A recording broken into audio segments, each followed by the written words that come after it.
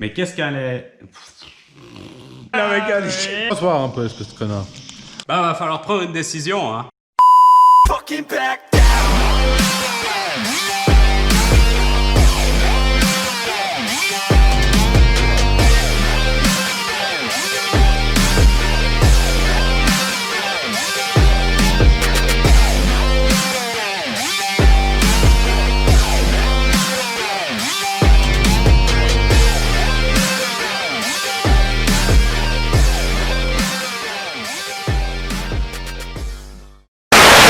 Vous êtes nombreux à m'avoir demandé, mais pourquoi avoir acheté un LS et pas avoir gardé le RB25? Moi je pense que la question elle est vite répondue. Bah tout simplement pour la fiabilité. Mais alors pourquoi mettre un V8 dans une Skyline? C'est pas japonais. Non, ce n'est pas japonais. Et vous avez raison. Tout simplement. À la base, j'étais parti sur un 1JZ, voire peut-être 2JZ, mais on me poussait plus à regarder les 2JZ. L'achat d'un 2JZ revenait 1000 francs plus cher qu'un LS1. Voyez, Je vois, voyez, je vois. ok. Donc sur une première base, pour deux moteurs très fiables, j'ai décidé de partir avec un budget un peu plus bas sur le moteur. Ah. Mais qu'est-ce qu'un LS1? Le LS1 est un small block V8 5,7 litres créé par General Motors. C'est un moteur qui s'est retrouvé directement dans les Corvette C5 de 97 à 2004. La version finale du LS1 sortait 350 chevaux pour environ 500 Nm de couple. Ouais, c'est très peu pour un moteur de cette envergure. Mais ça, c'est les Américains. Ils aiment bien mettre des bien gros moteurs pour très peu de chevaux. Ensuite, General Motors a mis ce moteur dans les Chevrolet Camaro, les Pontiac Firebird Trans Am et les Pontiac GTO. Très vite, ce moteur faisait ses preuves grâce à ses avantages de fiabilité et de coupe monstrueux qu'on retrouve directement à bas régime. On a commencé à prendre ce moteur et à le swapper partout. On le voit régulièrement en drift. Il fait partie des moteurs les plus swappés avec les 2JZ. Les avantages, c'est que des pièces, on en trouve énormément et partout. Le LS1 offre 3 bases de préparation possibles. La première est la préparation dite atmosphérique. Donc sans turbo, sans compresseur. Pour cette préparation, et grâce à 2-3 petites modifications possibles, notamment une gestion programmable, modification des collecteurs, modification également de la culasse en LS2 avec une bonne admission, ce moteur on arrive à en sortir plus de 400 chevaux. Deuxième base de préparation possible, avec un kit biturbo. Mais celui-là, il va pas m'intéresser. Troisième base de préparation possible, le compresseur. Et ça, pour moi, c'est mon petit dada. Le compresseur aussi, on en trouve partout et à des prix abordables. Environ, il faut compter 1500 francs pour un bon compresseur qu'on repose directement sur le LS1. Selon votre préparation et avec un bon compresseur, vous pouvez me sortir des chevaux hallucinants. Mais par contre, avec un simple compresseur, sans reforger le moteur, vous pouvez atteindre 600 chevaux facilement. La base de modification que je souhaiterais pour ce moteur, ce serait directement de partir avec un compresseur et atteindre les 600 chevaux. Mais il y a un problème à ça.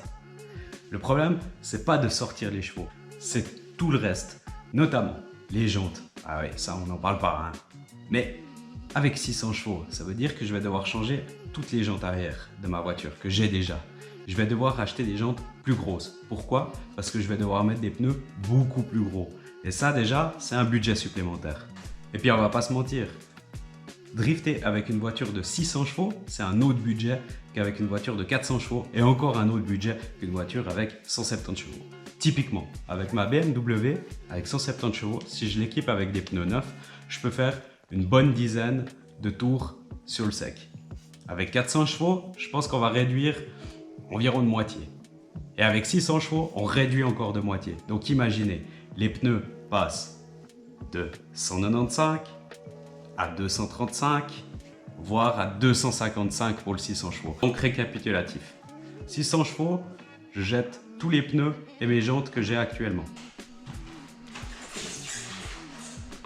Ah bah, c'est Zeknova qui sera content. 400 chevaux, je peux tous les garder. C'est quand même une bonne hésitation. Bah, va falloir prendre une décision, hein. Mais niveau budget, je pense qu'on va rester sur le raisonnable et puis on va partir sur le 400 chevaux. De plus, je suis assez partisan sur le step by step. Bah oui, typiquement moi. Je n'ai pas forcément le niveau pour arriver directement avec une voiture de 600 chevaux. Je préfère partir progressivement. La première fois que j'ai roulé la Skyline avec son RB25, elle sortait 350 chevaux. Et c'était déjà vraiment impressionnant. Tout allait vraiment plus vite. Alors imaginez si je passe directement avec une voiture à 600 chevaux. Non, c'est pas mon but. J'ai pas le niveau. Ok, c'est ok. La petite astuce du jour et le gros problème, si vous n'êtes pas trop bricoleur comme moi, c'est de pouvoir poser un nouveau moteur dans votre voiture. Alors pour ça, j'ai trouvé un fournisseur qui s'appelle KE Conversion, qui est basé en Australie et qui a créé énormément de kits conversion swap à peu près pour beaucoup de voitures. Alors je vous laisserai aller visiter si vous aussi vous êtes un peu en galère et puis que vous aimeriez trouver directement des bons supports pour votre nouveau moteur. Pour conclure, et pourquoi j'ai choisi un LS, c'est en tout cas pas pour son bruit, car je vais passer de ça